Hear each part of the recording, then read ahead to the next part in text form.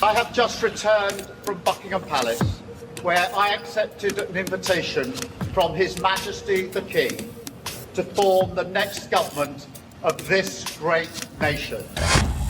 Zero Carbon East Talk.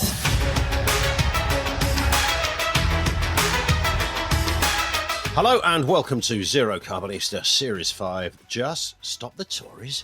I'm Ian Collins and this is your go-to number one environment-based podcast. Do you know what it was, Dale? I was just marvelling at the title of this series, which we've been running for, 8 months or something now, Just Stop the Tories. And this is the first podcast we've done since you stopped the Tories. Yeah, this is the post Just Stop the Tories podcast, and I mean we can't continue with this title for much longer. I think our season is about to end. It is. I think after WOMAD, we then take a little break, don't we? And then back with something new. But I mean, let's just get your thoughts on that, of course. What an incredible night it was. Record-breaking in lots of areas. Yeah. And it's pretty cool to record a podcast after that, I think, and look back on that period of time. Just Stop the Tories really began last summer after Rishi Sunak trebled down on issuing new license for oil and gas, in the face of Just Stop Oil protests, which I was funding. And then I made that pivot away from Just Stop Oil to Just Stop the Tories as the only way to stop oil in our country through the impending election, which eventually came a couple of weeks ago, didn't it? It's only been 2 weeks. Yeah. But the Tories were crushed by a Labour landslide, which is so fantastic. Every day I wake up and we've got a government that's doing something. We've got adults in charge. They look the part, they sound the part, and they're busy doing things, not starting culture fires and wars all over the place or setting targets and doing nothing about hitting them.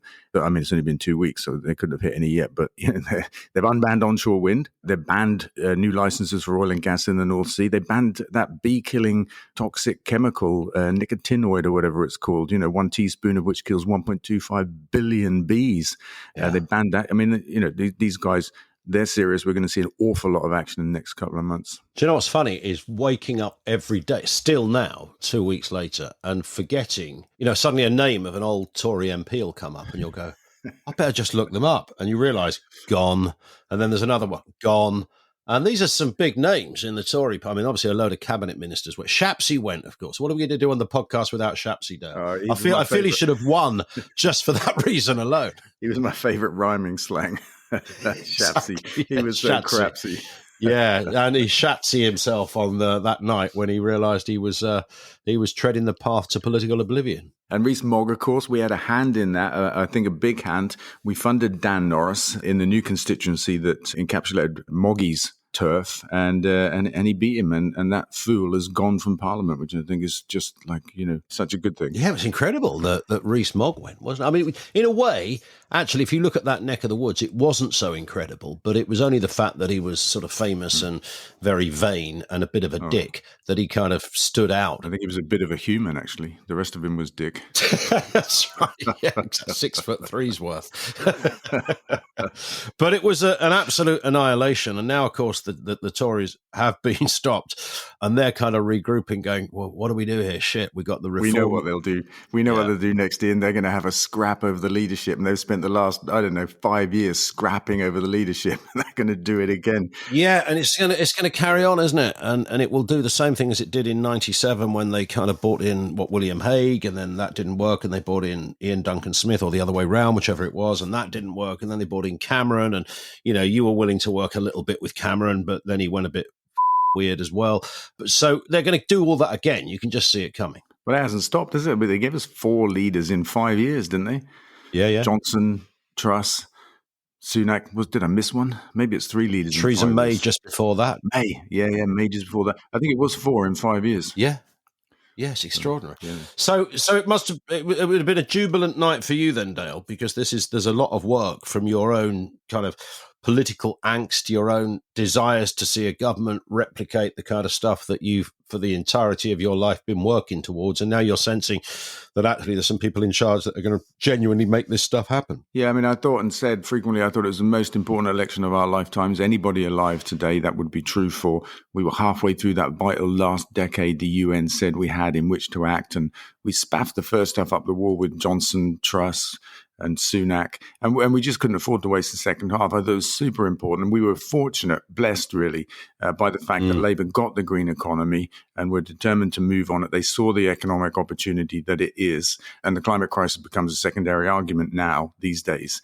And the Tories put clear green water between themselves and Labour by pulling the other way, wanting to dig for coal and drill for oil and gas and kind of push back the transition to the green economy. It made for a very simple choice.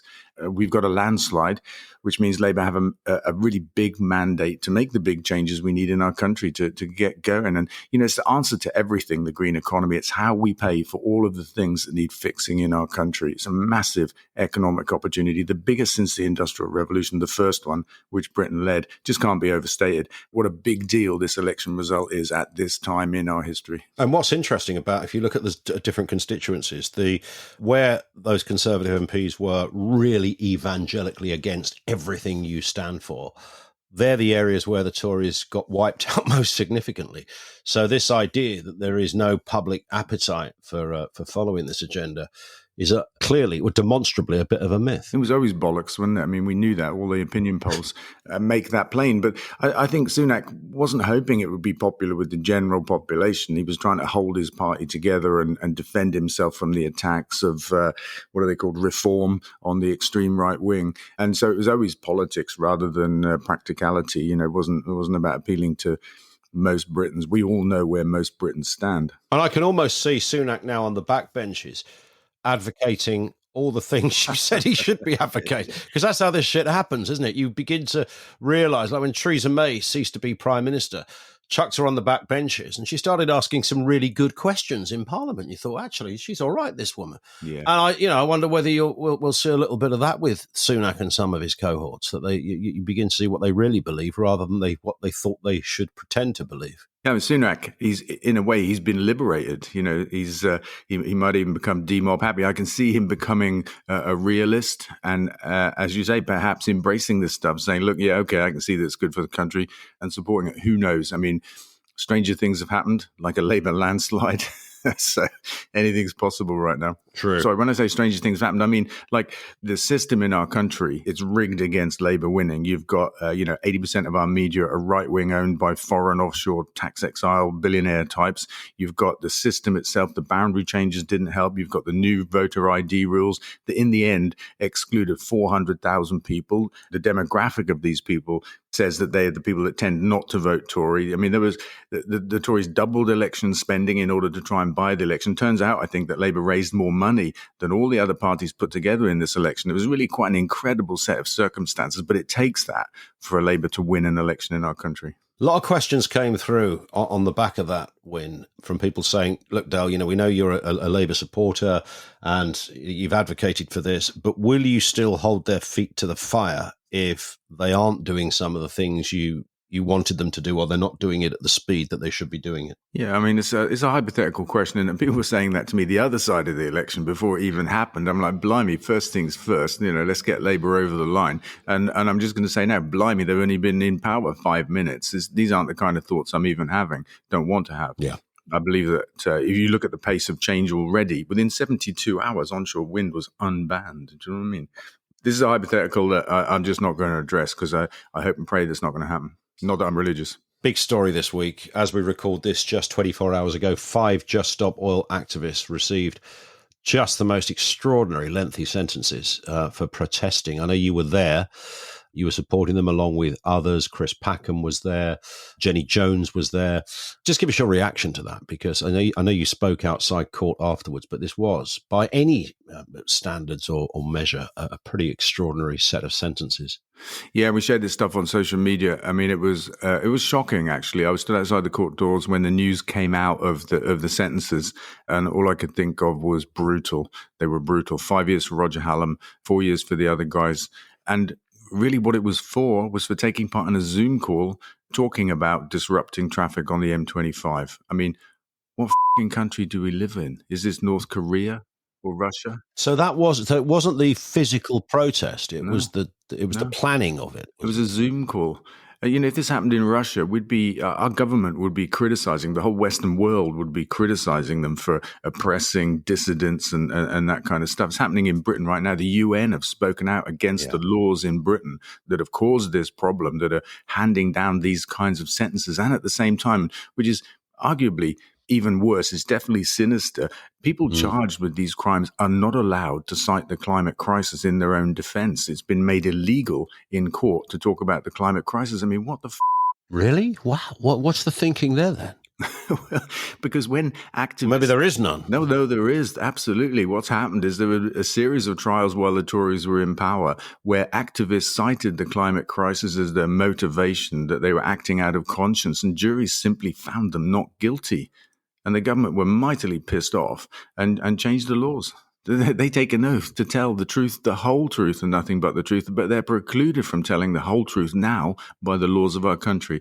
I mean, it's super important, as far as I'm concerned, that gets undone. These are oppressive Tory laws that should be revoked by Labour. I certainly hope that they do. I think that they should. I think Labour have completely different values to the Tories. I know that Keir Starmer defended them at Libel 2 back in the day. I don't know if you remember that case where two activists were passing out leaflets about the harm that McDonald's was doing in the world. McDonald's made the big error, as it turned out, of suing them, and Keir Starmer, as a barrister, stepped in and defended them pro bono, which I believe it was, which is free in legal speak. There's going to be an appeal to this, surely, and I would imagine an appeal would you'd like to think an appeal would swiftly overturn these sentences. There has to be an appeal against the sentence, at least, you'd think, because it's so extreme. I mean, if you commit GBH in our country or armed robbery, right, you might get 5 years. Yes. And these guys, Roger anyway, got 5 years for being on a Zoom call.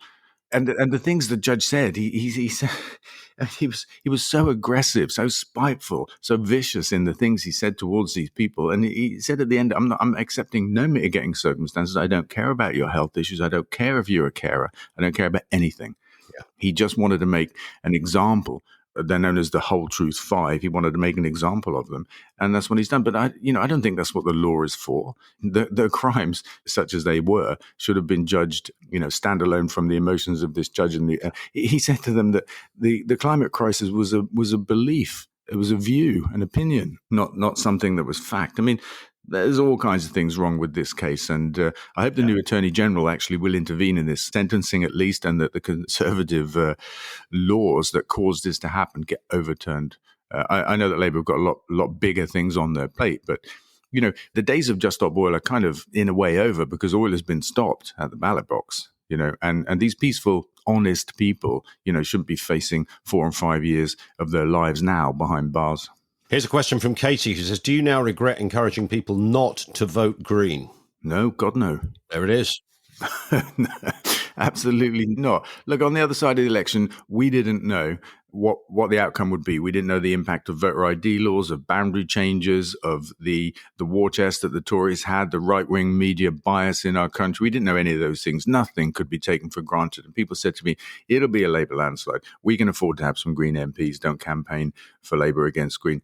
And I wasn't against Green. No, you were never against Green. You made that quite clear. You were merely looking at the realities of where somebody can win and make a difference. Yeah, I mean, my argument was Labour are Green. I had this discussion with you mentioned Jenny Jones earlier. Yesterday, we had this brief discussion when we met outside the court. Somebody was saying something about the government, and I said, but we have a Green government. And Jenny said, no, we have 4 Green MPs that will hold to account. I said, no, we have a Green government. Look at what they've done already. We have a Green government. Yeah. And that was the only way we were going to get one. So no, I don't regret it. I'm glad the Greens have got 4 MPs. I'm happy for them. And I don't think it's a bad thing at all. I think it's overblown, the extent to which 4 MPs can hold Labour to account, especially when Labour are Green already. I think that's overblown. But I don't care either. Question from Catherine and John. I like it when people collectively send a message. Says, Just Stop the Tories has been a really great series. Right. Indeed. It's been a really great series. But is it now time for something more positive and constructive to be set off down the road to net zero? Maybe that's the title of the next series, The Road to Net Zero. So we're writing a document at the moment called The Road to Energy Independence, and it's a set of policy recommendations actually to get us to energy independence, which is a big part of the step to net zero. I mean, I agree. I mean, just stop the Tories. Them days is over, right? We've got one more episode to record at WEMAD after this. Then we need to dream up something new. And we will. Probably while we're on the stage at WOMAD. Yeah, we could ask for some audience participation, actually, with some ideas. Yeah. I say, let's do it now, right? If you're listening to this podcast, you've got an idea for the title of the next series, let's have it. Super nerd Ed Miliband, as he's sometimes affectionately called, warns climate crisis is the biggest threat to rural Britain. Now, this is an area that doesn't always get the kind of headlines it should do. I know you've talked about it a lot. Chris Packham, along with yourself, has talked about it a lot as well. He says climate change threatens the natural world more than ground-mounted solar panels do when signing off 350 megawatt Mallard Pass solar project. So there you go. Action already happening in that respect. Yeah, he consented 3 very big solar projects that were being blocked by the Tories, actually. So, I mean, that's big early day progress as well. There's an awful lot more to come. I mean, they've barely been in power 5 minutes, and it's super exciting. But, I mean, he's right. The argument he's making here is that the impact on the rural environment of windmills and solar panels and stuff like that has to be seen against the backdrop of the climate crisis. You know, it's a super important argument. There's a lot going, Great British Energy happening, Great British Railways, big focus on some of those private companies, particularly in utilities. I saw a story here, Dale, Southern Water boss trousers £183,000 worth of bonus, despite attempting to raise customers' bills by 73%. I mean, you can't make this shit up. This is Lawrence Gosden, got his huge bonus despite Ofwat criticising his business. Yeah. Yeah, you got to wonder how big his trousers are if he can trouser that much money. They must be baggies from back in the day. Big trousers, apparently. Yeah, he was known at school as Big Pants Gosden. So yeah. But look, the water industry is almost probably the best example we've got right now of the failure of the dogma, the ideology of the Conservatives, the free market privatization ideology that has done so much harm to our country. Those guys collectively, the water industry, the privately owned, foreign-owned monopolies that provide our water and sewage services, they've extracted £85 billion from our water bills, from our economy, and they've left us with crumbling infrastructure and sewage literally everywhere. And they want to do crazy things like, add 70% to our bills. They're paying themselves big bonuses, but the dividends are way bigger than the bonuses. I mean, that 180 grand is inconsequential compared to what they're really doing through dividends. And what I think should happen is that we should regulate them properly. We haven't done that. They are licensed to operate in our country because they're monopolies. The regulator themselves should not allow any more dividends until all of the problems of the water industry are fixed. So they can't take money out until they've spent the money doing the job they should be doing. And if they go bust, hey ho, just take them back into public ownership. And a final question from Sally. Where can I find you guys at WOMAD this year? Which is as we record this, just over a week's time.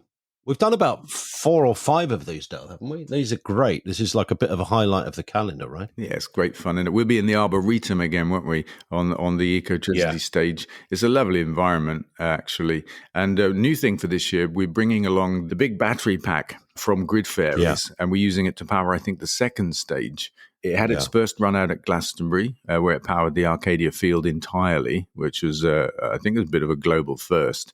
We're going to run the second stage at WOMAD, and then we're going to take it to the Massive Attack gig on the Downs at the end of the summer. And that entire gig is going to be diesel-free, plant-based. I mean, just the lowest carbon footprint event that perhaps has ever taken place. That's such a big deal. And the idea is to show that, add it to the list of things that we continue to argue we can have. We don't have to give stuff up. We can keep doing the stuff we love. We just find another way to do it. That's the Ecotricity stage this year from 10:30 to 11:45. So we have a bit of a chin wag. And then the big part really of that, Dale, is questions from the audience. I remember last year a few people said, I tried to find you guys on stage. I walked past and I just saw a couple of chances chatting and thought they were stagehands. No, that was us, wasn't it? I mean, I can appreciate that. That was actually us. I don't know what to say. We're a bit understated, right? Yeah, I think so. Yeah, it's not a Coldplay gig you're getting. It's just this is raw talking on stage, taking some great questions, and that is a big highlight of it, isn't it? The questions that come from the audience, which are just huge. We've got no lasers, and the fireworks are all rhetorical. Yeah, I might bring a glow stick just to liven it up then. Bring a glow worm. It would be much more fitting. Yes, I'm sure there's one in the field somewhere. Dale, we'll speak in a week. Looking forward to it. Don't forget, of course, to follow Dale on social media, twitter.com/DaleVince, facebook.com/DaleVince, and continually still on TikTok too. It's TikTok too. You gotta love it.